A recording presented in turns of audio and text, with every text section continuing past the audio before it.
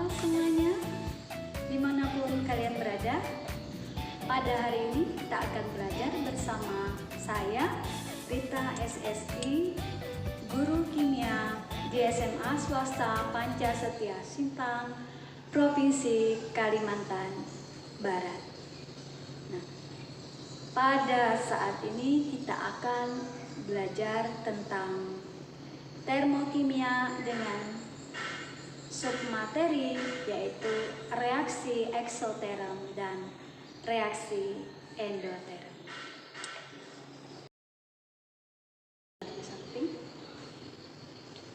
pada gambar itu kita amati, ternyata itu adalah proses reaksi fotosintesis yang terjadi pada sebuah pohon besar.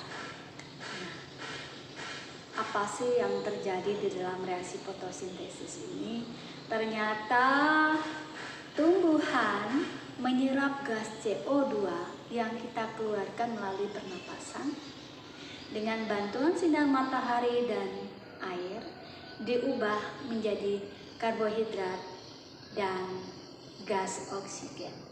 Gas oksigen yang dihasilkan melalui fotosintesis ini dilepaskan lagi ke udara untuk pernapasan makhluk hidup. Nah, saat siang hari kamu berteduh di bawah pohon, tentu terasa adem, segar, dan sebagainya. Kenapa? Nah, kita akan jawab setelah kalian mempelajari satu persatu materi kita pada hari ini. Nah, pada termokimia ada dua hal yang tidak bisa terlepas dari termokimia. Yang pertama, sistem segala sesuatu yang menjadi pusat perhatian. Kemudian yang kedua, lingkungan, segala sesuatu yang berada di luar sistem. Kalau sistem itu objek kita, lingkungan itu yang ada di luar objek. Sistem itu dibagi menjadi 3 ya. Ada sistem terbuka, sistem tertutup, sistem terisolasi. Sistem terbuka itu dikatakan terbuka karena terjadi perpindahan kalor maupun materi dari sistem ke lingkungan. Nah, kamu amati es batu yang ada di dalam wadah. Lama wadah terbuka, lama-kelamaan apa yang terjadi? Oh, airnya ada di sekitarnya, ada di lantai, di pinggir kelas, dan sebagainya. Padahal tidak bocor ya. Di dalam termokimia ini terjawab, oh ini dikatakan dengan sistem terbuka. Ada kalor maupun materi bisa berpindah dari dalam keluar. Kemudian yang kedua, sistem tertutup. Kalau sistem tertutup, yang bisa berpindah adalah kalor. Materinya tetap di dalam, kalornya yang bisa berpindah keluar. Nah, yang ketiga, sistem terisolasi. Kalau sistem terisolasi, dua-duanya tidak bisa pindah keluar. Artinya dia memang terkungkung di dalam, maka disebut sistem terisolasi. Nah, contohnya air panas yang ada di dalam termos air panas. Oke. Nah, ini sistem dan lingkungan. Nah, yang berikutnya kita akan melihat apa sih itu entalpi. Nah, jadi entalpi itu energi yang terdapat dalam suatu reaksi kimia. Ya. Nah, tentunya kalau saya analogikan, kamu tahu tidak berapa jumlah uang temanmu yang ada di dalam dompet, jumlah persis. Nah, kamu hanya tahu pada saat dia memasukkan uang berarti uangnya bertambah, pada saat dia menggunakan uangnya untuk belanja maka uangnya berkurang. Jadi yang bisa kamu lihat adalah selisih, ya. Begitu pula entalpi. Yang bisa kita tentukan, bisa kita ukur adalah perubahan entalpi reaksinya. Dimana untuk menentukan perubahan entalpi reaksi atau kita notasikan sebagai delta H. Delta H itu rumusnya yaitu selisih dari delta H produk dikurangi delta H reaktan, atau delta H sebelah kanan dikurangi delta H sebelah kiri. Nah, kemudian apa hubungan antara delta H dengan kalor atau Q? Delta H itu berbanding terbalik dengan kalor. Kalau delta H-nya positif, maka kalornya negatif. Kalau delta H-nya negatif, kalornya positif. Jadi delta H adalah hasil bagi kalor dengan jumlah mol zat. Tahu delta H sama dengan Q dibagi N itu mol, ya. Nah, jadi ini entalpi dan perubahan entalpi nanti akan sering kita gunakan di bagian yang berikut. Sekarang kita akan lihat apa itu reaksi eksoterm, apa itu reaksi endoterm. Nah, reaksi endoterm itu reaksi yang memerlukan kalor atau panas. Kemudian reaksi eksoterm, reaksi yang melepaskan kalor atau panas. Nah, kita lihat ciri-ciri dari reaksi eksoterm maupun reaksi endoterm. Untuk reaksi eksoterm, itu terjadi perpindahan kalor dari sistem ke lingkungan, di mana nanti entalpi sistemnya itu lebih kecil dari entalpi lingkungannya, sehingga nanti delta H-nya bertanda negatif. Delta H produk itu lebih kecil dibandingkan delta H reaktan. Kita ambil contoh, yaitu pembakaran metanol. Pembakaran metanol menghasilkan gas CO2 dan H2O, melepaskan kalor sebesar negatif 638 kJ. Kita lihat reaksinya. Nah, bagaimana menentukan diagram tingkat energi? Karena biasanya soal itu ada diagram tingkat energinya, kalian diminta menentukan apakah dia reaksinya eksoterm atau endoterm. Nah, untuk melihat apakah reaksinya eksoterm atau endoterm, kita lihat dalam diagram tingkat energi, ya. Dalam diagram tingkat energi itu, kamu amati reaktannya itu posisinya di atas, produknya di bawah. Ingat, anak panah selalu menuju ke arah produk, ya. Itu artinya apa? H reaktan lebih besar dibandingkan H produk. Jadi kalau kamu kurangi delta H itu kan H produk dikurangi H reaktan. Kalau kamu kurangi tentunya hasilnya negatif. Nah, ini ciri-ciri dalam menentukan diagram tingkat energi pada reaksi eksoterm. Sekarang kita akan lihat reaksi endoterm. Nah, reaksi endoterm memiliki ciri-ciri. Yang pertama, terjadi perpindahan kalor dari lingkungan ke sistem sehingga entalpi sistemnya meningkat. Akhirnya delta H-nya bertanda positif. Delta H produk lebih besar dari delta H reaktan atau delta H akhir lebih besar dari yang awal. Nah, kemudian bagaimana sih bentuk diagram tingkat energinya? Kita lihat contoh di samping. Ya, kita pakai reaksi fotosintesis. Nah, delta H-nya bertanda positif. Jadi pada saat kalian akan diminta untuk membuat diagram tingkat energinya, maka kalau dia delta H-nya positif, otomatis dia endoterm. Kalau dia endoterm maka produknya posisinya di atas karena H-nya itu lebih besar, dan reaktannya itu posisinya di bawah, anak panah menuju ke arah produk atau ke arah atas. Nah, kemudian delta H-nya bertanda positif. Ingat selalu dicantumkan delta H, ya.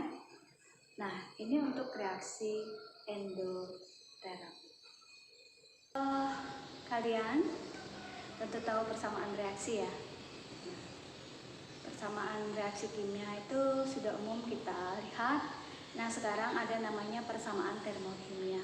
Apa sih bedanya dengan persamaan reaksi kimia biasa? Nah, ternyata ada bedanya. Bedanya itu terletak pada delta H. Jadi kalau reaksi itu tidak ada dicantumkan delta H, itu namanya reaksi kimia biasa. Namun kalau setelah reaksi kimia kita cantumkan nilai delta H di samping reaksinya, itulah yang kita sebut sebagai persamaan termokimia. Nah, pada persamaan termokimia, delta H wajib dicantumkan dengan wujud zatnya juga. Nah, ada beberapa aturan yang harus kita patuhi dalam membuat persamaan termokimia. Aturan yang pertama, wujud zat kita cantumkan dalam reaksinya. Wujud zat ada 4. Solid atau padat kita gambarkan sebagai S, liquid atau cairan itu L, kemudian gas G, aqueous atau larutan kita gambarkan sebagai Aq. Ini untuk aturan yang pertama.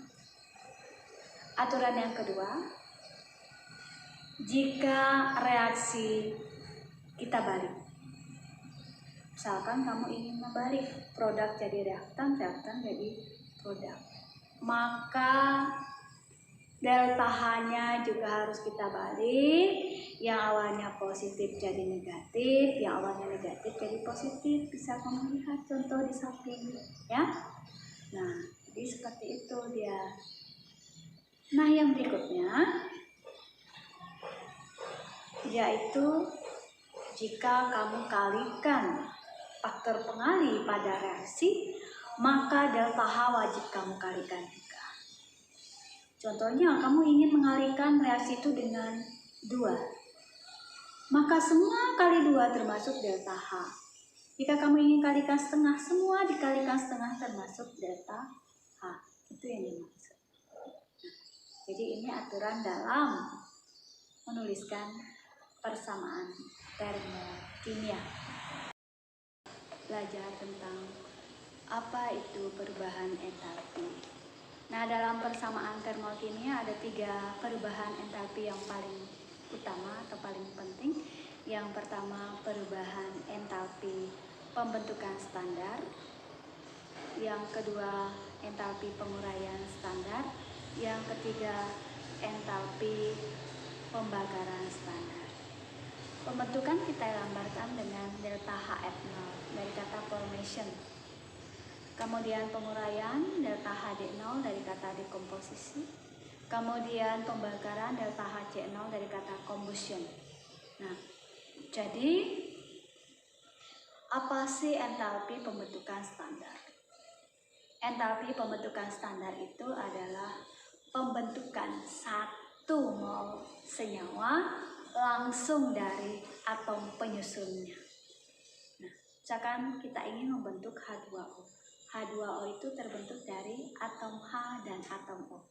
Ingat, ada beberapa unsur yang tidak boleh sendiri termasuk H dengan O. Jadi kalau ingin membentuk H2O, harus mereaksikan H2 dan O2. Nah, jadi hidrogen, kemudian nitrogen, oksigen, fluor, dan lainnya itu dia selalu diatomi. Nah, yang berikutnya delta atau entalpi penguraian standar. Kebalikan dari pembentukan, entalpi penguraian adalah penguraian 1 mol senyawa langsung menjadi unsur-unsurnya.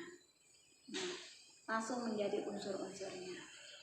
Jadi saat kamu ingin menguraikan, misalkan tadi pembentukan H2O, sekarang kita balik penguraian H2O. H2O kita uraikan menjadi H2 dan O2.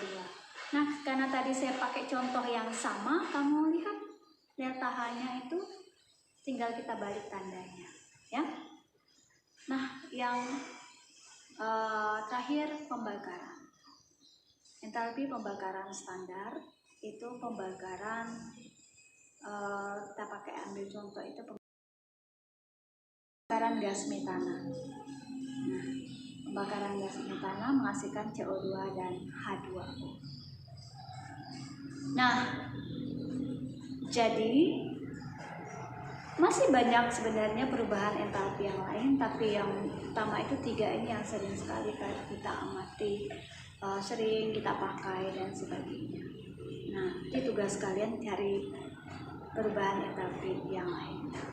Namun yang wajib kamu ingat, dalam termokimia ini koefisien reaksi sangat menentukan nilai delta H. Nah, kalau kamu koefisien mau membentuk 1 mol H2O, tahu-taunya kamu buat koefisiennya jadi 2 mol H2O, maka delta H-nya akan berubah. Yang awalnya delta H-nya mungkin 1 kJ misalkan, ketika koefisiennya kamu kalikan 2, maka bukan lagi 1 tetapi menjadi 2 kJ. Ini analogi aja ya. Nah, jadi koefisien itu sangat berpengaruh terhadap delta H dalam termokimia ini. Oke. Jadi ini materi kita pada hari ini, ya. Untuk lebih jelas, kita akan simak pembahasan soal berikut ini. Silakan kamu simak dengan baik-baik, pahami. Semoga bisa membuka pikiran kalian tentang materi kita yang saya paparkan dari awal hingga sekarang. Yuk kita simak. Di dalam gelas kimia direaksikan amonium klorida padat dengan barium hidroksida padat sehingga dihasilkan barium klorida, air, dan gas amonia. Pada reaksi tersebut ternyata suhu sistem turun dari 25 menjadi 12 derajat. Dari pernyataan tersebut, tunjukkan manakah yang menjadi sistem dan lingkungan. Apakah termasuk reaksi eksoterm atau endoterm? Bagaimana harga perubahan entalpinya? Dan buat diagram tingkat energinya. Nah, yang masuk ke dalam sistem adalah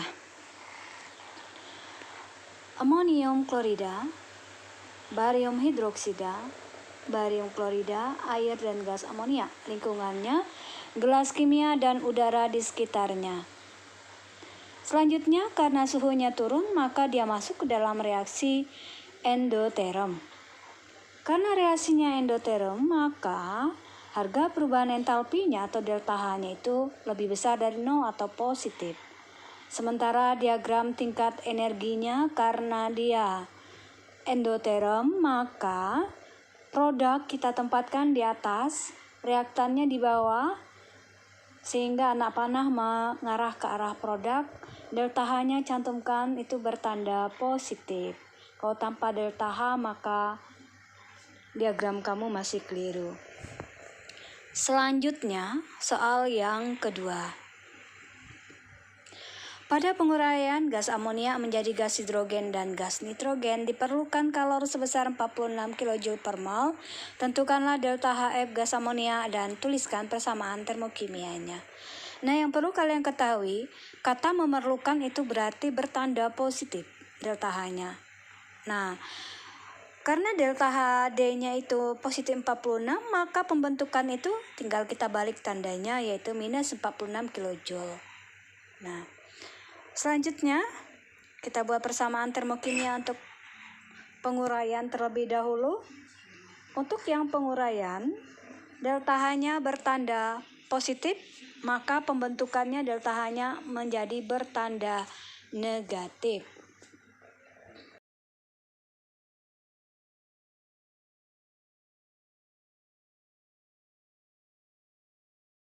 Oke anak-anak, bagaimana dengan materi tadi? Semoga bisa bermanfaat untuk kita semua. Nah, raihlah kesuksesan dengan cara bekerja keras. Tidak ada kesuksesan tanpa kerja keras.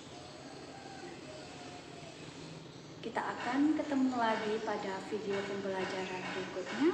Semoga video ini bermanfaat untuk kalian semua. Terima kasih sudah menyaksikan. Jangan lupa like dan subscribe channel YouTube saya. Sampai jumpa di video berikutnya. Saya Rita SSI mengucapkan terima kasih dan semangat belajar.